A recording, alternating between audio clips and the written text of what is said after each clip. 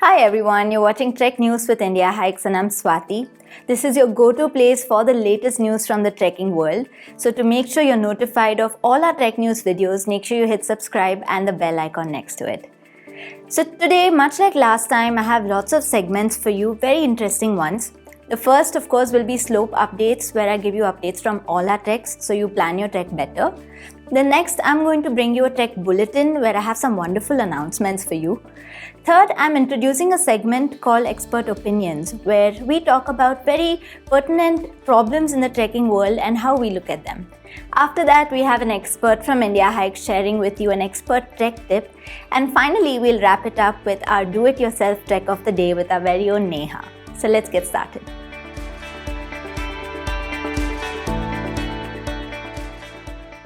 Let's start with our slope updates. Over the past 2 weeks in December, all our winter treks have been running really well and they're all very beautiful right now because we're in the middle of winter. In fact, at Kedarkantha, there was a big snowfall just 2 days ago. Our trek leader Parthiban just sent this trek by. Take a look. Hello everyone, my name is Rahul and I'm part of the 25th December Kedarkantha batch with India Hikes. So currently we are at the Lower Pukrola campsite. At 7 a.m. this morning we decided to do the summit push. We reached Upper Pukrola where we encountered that it was really windy. So our technical team decided for everyone's safety it would be best to return to the campsite. On the other hand, in Kuari Pass on December 28th, there was this lovely Christmas sprinkle of snowfall on the entire trek. Our trek leader Leo has sent a trek by. Take a look. We're at 6,200 feet and as you can see behind me, it's all covered with snow. This is the second snowfall of the season and behind me, Chitrakanta or the Tali forest and Kuari Pass is covered completely. So yeah, we're very excited that we are getting snow finally after a long wait.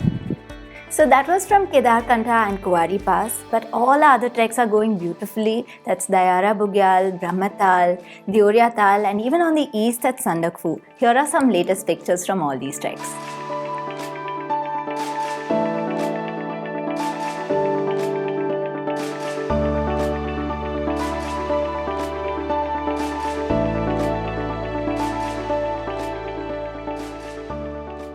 Given that we are entering peak winter months of Jan and Feb, there is a lot of prediction of snowfall in the next week. So if you have an upcoming trek, make sure you have your rainwear with you. A poncho or a rain jacket must always be in your backpack. With that, we reached our next segment, which is our Trek Bulletin, and today I have a big announcement for you.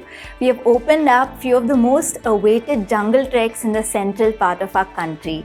We have opened up 2 treks. One is the Chhattisgarh Jungle Trek and the other is the Madhya Pradesh Tiger Trail.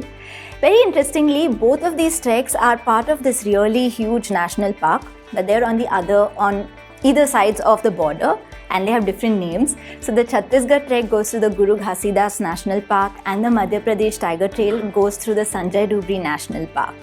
These are few of the most dense forests you will see with a lot of variety of trees, especially sal forests, which are evergreen forests and you trek right through them, you even camp in them. And there's also lots of wildlife that you'll see. We've spotted so many pug marks on this trail as well. So you can expect to see deer, chinkaras, hyenas and maybe even tigers because this is in the tiger reserves buffer zone, which is why there will also be forest officers accompanying us throughout the trail. So all in all, it makes for a great experience. We've opened up dates in January, so go take a look. This trek is not likely to open up again until the end of the year. So make sure you head over there before anyone else does. With that, we move on to our next segment, which is our Expert Opinion segment.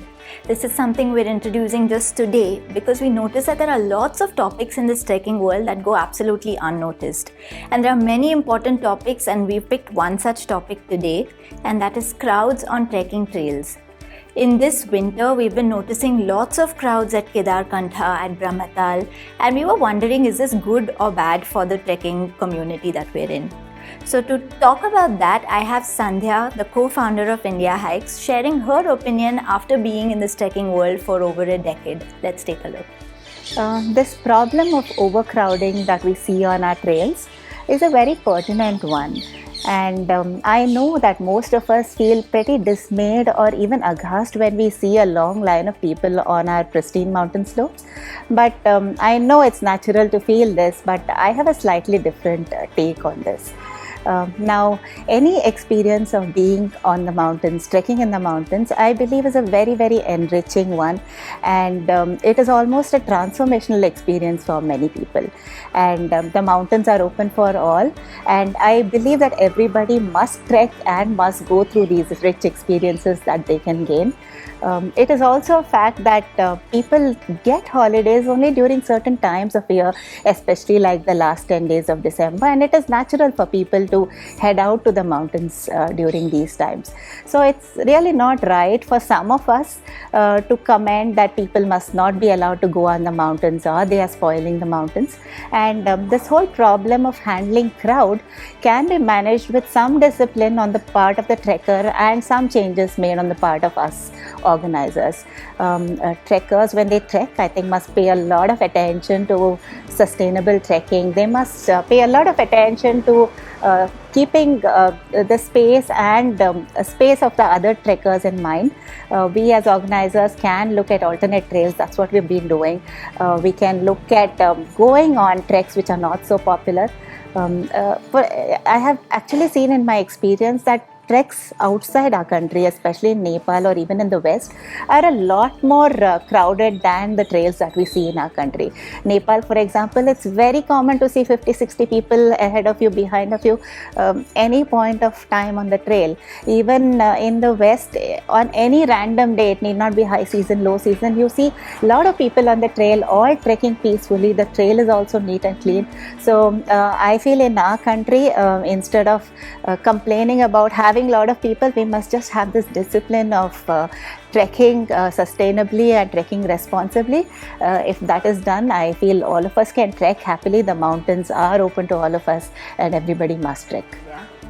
Like Sandhya said, it's very important for all trekkers like you and me to make sure that we are sustainable on trekking trails and to make conscious choices of which treks we go on so that we don't overcrowd a trail.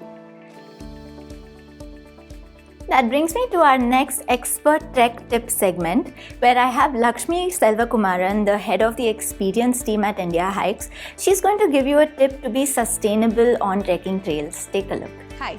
So today I'm going to share with you a sustainable tip that I follow on most of my treks, actually on all of my treks. So when most people want to go on their treks, they really want to take something with them that they can munch along the way. And most people buy protein bars, chocolates, chips perhaps for the same. So there are two things here. One, they generate a lot of waste, and perhaps they are not the best in terms of providing you the right nutrition that you need for your trek. So this is what I do when I go on a trek. When I go on a trek, I carry my snacks in a steel container, and I mostly bring things that are healthy and are things that you can get in loose without any plastic packaging to buy directly from the shop. And these usually contain things like perhaps chicky or puffed rice chicky, or simple ground nuts, or almonds, cashews, dry fruits, nuts, things that are high in fat or high in carbohydrates that are going to give me the required energy that I need while I'm on my trek. And not just that, the important fact is that these are things that are available in loose in most of the shops around your home.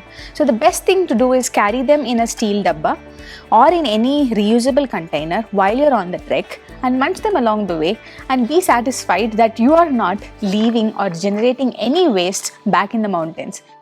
Thanks for that, Lakshmi. I think that was a very good reminder that all of us must be leaving no trace in the mountains, and as much as possible be leaving the mountains better than we find them.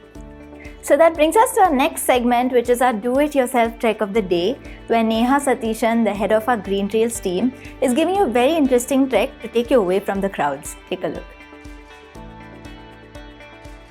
Hey everyone, I'm back with another DIY trek for you this week, this time in the Himalayas. I want to recommend a 2-day trek that you can do in Himachal. Now I know a lot of trekkers think of doing the Triun trek when they think of trekking in Himachal, but today I want to give you my pro tip that if you want to avoid crowds on your trekking trail, then go do the Kareri Lake trek instead. Now this is a trek that is as beautiful, if not more beautiful, than the Chion trek, and it's also near Dharamshala. What I particularly love about the trek is that you can see the different vegetation zones as you gain altitude, and it's quite clear. So you start your trail from Kariri village. It takes you through dense forests. You have oak, deodar, pine, and when you cross the forest line, it opens up to these big grasslands with a couple of rocky patches. And as you get closer to the lake, you'll notice that the lake in itself is glacial and it's near the snow line.